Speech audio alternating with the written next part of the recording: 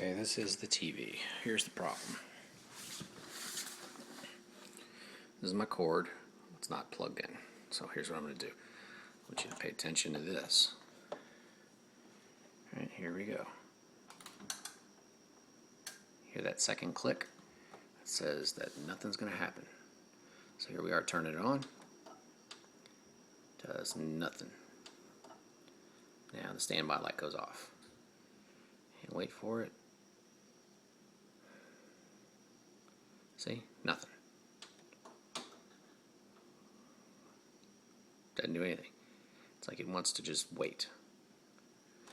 So let's say, okay, I think it does still go back on. Yeah, it'll go on after a few seconds.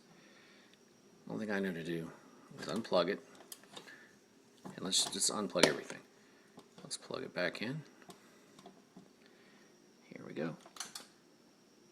That second click is what's doing it. I'll wait a few seconds. It's plugged in by itself. There's nothing wrong with the outlet. This is the third outlet we've used. Turn it off. And nothing happens. It should go to blue.